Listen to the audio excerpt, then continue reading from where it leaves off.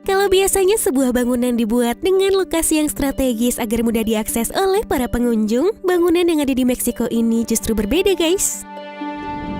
Banco del Bienestar merupakan cabang bank di Meksiko yang dibangun dan didirikan di wilayah antah berantah. Dikatakan demikian karena Banco del Bienestar terletak jauh dari pemukiman penduduk di suatu tempat di Nuevo Casas Grande, Chihuahua, Meksiko.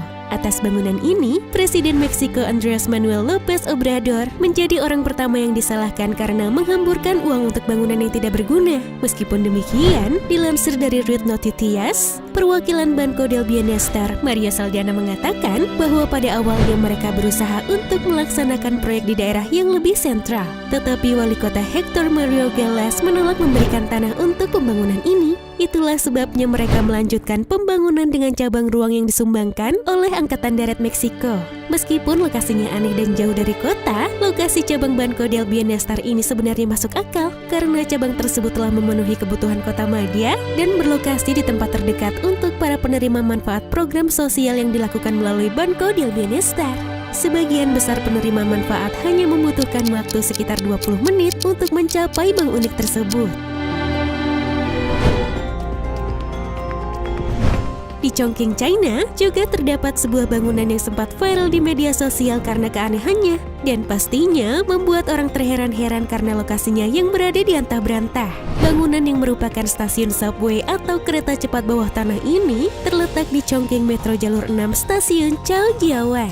Setelah selesai dibangun pada 2015 lalu, hanya satu pintu yang digunakan dari setidaknya 3 pintu keluar yang direncanakan. Alasannya, kedua pintu lainnya berada di lokasi yang tidak tepat dan benar-benar belum berkembang, hingga akhirnya ditumbuhi rumput liar dan tumbuhan liar.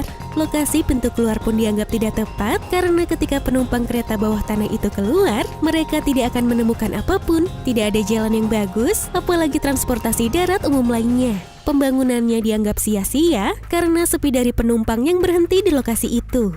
Tapi siapa sangka ketika memasuki stasiun terlihat pemandangan yang sangat kontras dari tampilan luarnya. Stasiunnya pun terlihat sangat bersih, belum lagi terdapat peralatan berteknologi tinggi di dalamnya. Di sisi lain, meski stasiun ini mampu membawa 630 juta orang per tahun, para pekerja di sana mengatakan bahwa mereka hampir tidak pernah melihat penumpang di stasiun ini.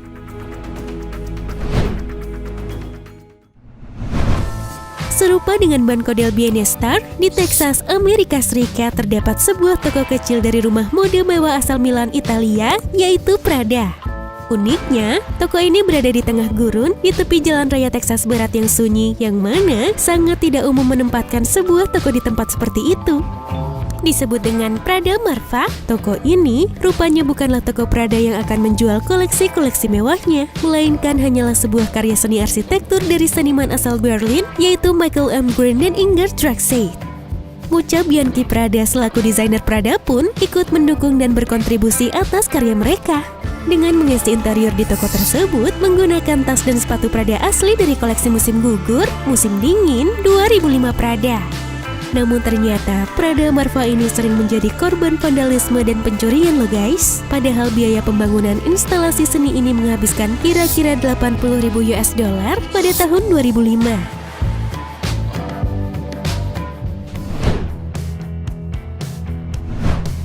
Kalau untuk yang satu ini, kalian seperti diajak bermain petak umpet dulu guys. Karena lokasinya yang hanya bisa diakses dengan panduan koordinat GPS.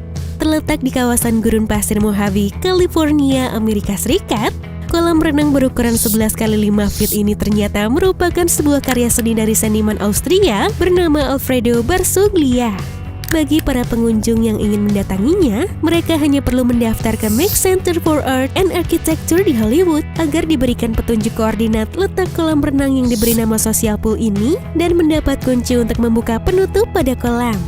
Meskipun berukuran kecil, namun air kolam ini berisi air jernih berwarna biru yang begitu kontras di tengah-tengah gurun pasir. Tujuan menempatkan kolam renang di gurun atau mengubur seni untuk ditemukan oleh generasi mendatang adalah mencoba membuat seni menjadi istimewa, membuatnya langka, serta menjadikannya penting.